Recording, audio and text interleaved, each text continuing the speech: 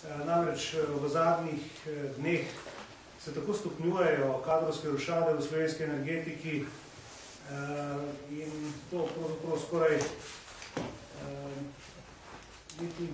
brez poskusa prikrivanja teh političnih ozadij, zelo grobo in na račun tudi kršenja zakonodaje. Poglejte, dva primera želim izpostaviti, konkretna primera, ki potrjujeta to, kar sem pravzaprav povedal, da gre za politično kadrovanje, da gre za odstavitve določenih ljudi in posledično kadriranje politične opcije Zaresa v energetiko, kar bo imelo dolgoročno velike posledice, žal negativne, na slovensko energetiko. Prvi primer je Elektro Celje.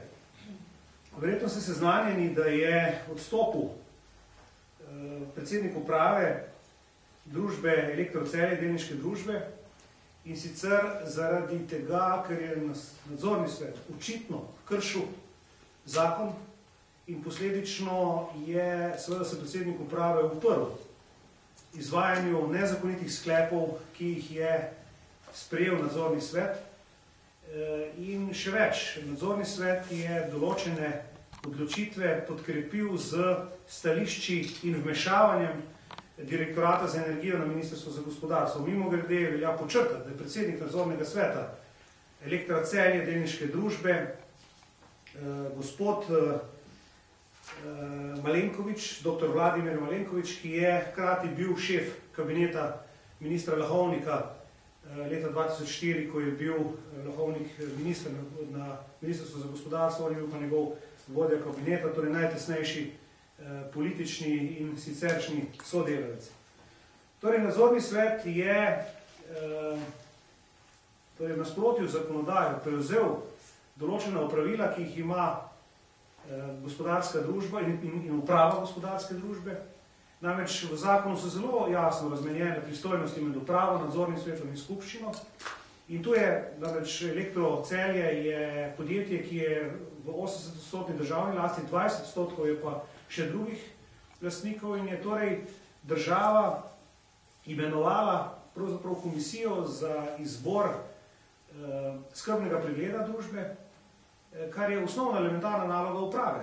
Komisija in nadzorni svet, to se pravi komisija, ne more imenovati nadzorni svet, ali je en družbenik celo, v tem primeru država, to lahko izpelje edino uprava te družbe in še posebej bode v oči, da bi bila ta revizija upravljena zgolj pol leta potem, ko je bila že upravljena revizija in skrbni pregled te družbe. Torej gre za očitno vmešavanje enega družbenika in nadzornega sveta v delo uprave. Gre potem seveda tudi za potvarjanje zapisnikov, kajti predsednik uprave ni želel oziroma se ni strinjal s takim zapisnikom nadzornega sveta in je šele kasneje prišlo do popravkov tega zapisnika.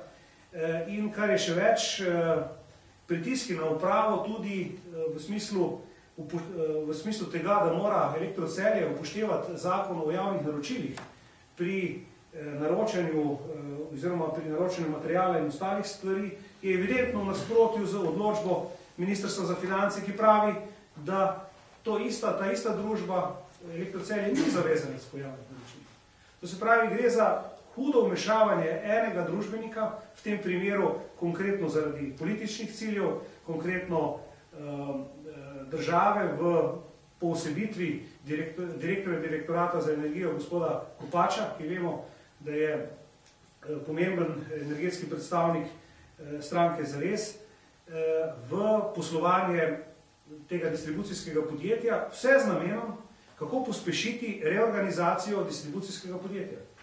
Reorganizacija, kot veste, je bila, to se pravi ločitev na tržni in omrežni del, je bila v skladu z dogovorom s sindikati zamrznjena oziroma dogovor je bil sklenjen, da se skupaj v okviru socialnega dialoga dogovarja o tej reorganizaciji in posledično ločitvi distribucijskega podjetja na dva dela. In v ozadju je, po moji oceni, ambicija stranke Zares po privatizaciji tržnega dela distribucijskih podjetij. Najbolj bode pri tem v oči tudi to, da se kompletna stvar odvija v krogu posameznih imen. Mimogrede, ta gospod Malenkovič, ki je Predsednik nadzornega sveta je tudi sedaj vodja ene največjih investicij v državi, vodja investicije v blok 6. In kako zaupati človeku, ki želi skozi ponarejanje zapisnikov ustvarjati neko svojo politično igro, tako močno investicijo, kot je investicija v blok 6. Druga stvar, mora biti še nekoliko bolj zaskrbljujoča, pa je kadriranje nadzornikov v nadzorni svet Gen energije.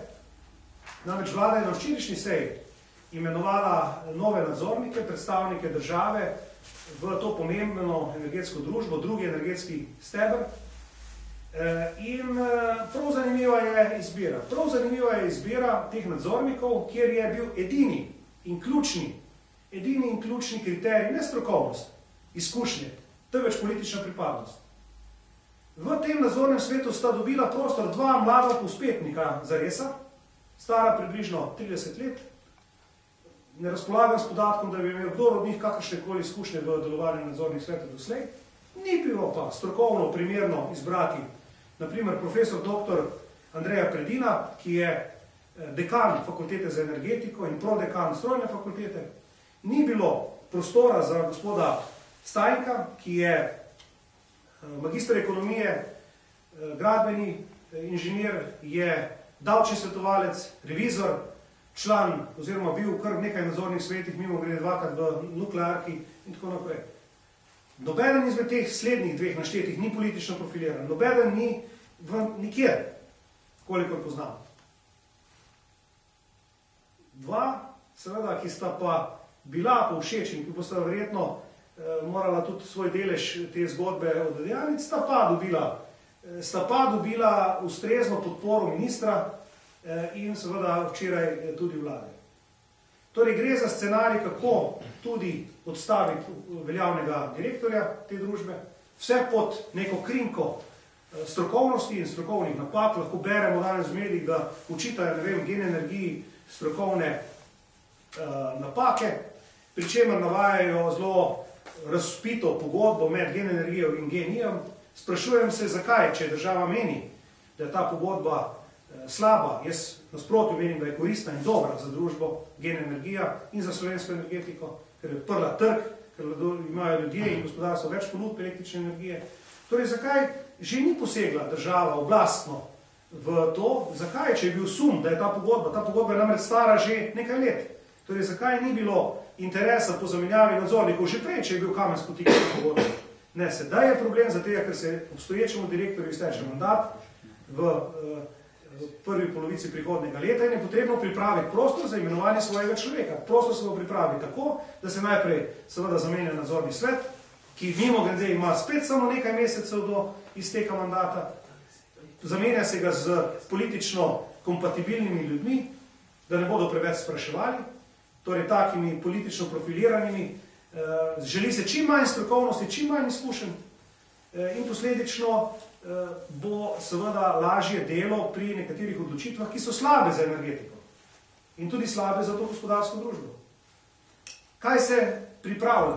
In informacijo imam, da je danes že v podinterno, že gradivo na Ministrstvo za gospodarstvo, da se bo prisililo praktično Gen energijo, da bo kapitalsko vstopila v termoelektrarno Šoštanj. Termoelektrarna Šoštanj namreč se obada z problemom, kako finančno zapreti mega investicijo v blok 6, denarja ni in seveda potrebno je vse, ki ga imajo, denar, ne glede na to, da imajo bolj gospodarne, bolj učinkovite energetske projekte, prisiliti, da bodo investirali v tisto, po moji oceni, čez leta nasedlo investicijo. Mi, ko smo mogoče, upam, saj že imamo kako desetletje ali dva do odhoda na dvonostranstvo, bomo ugotovili lahko, kako je ta naložba zgrešena in kako nas bo glava bolela zaradi te naložbe.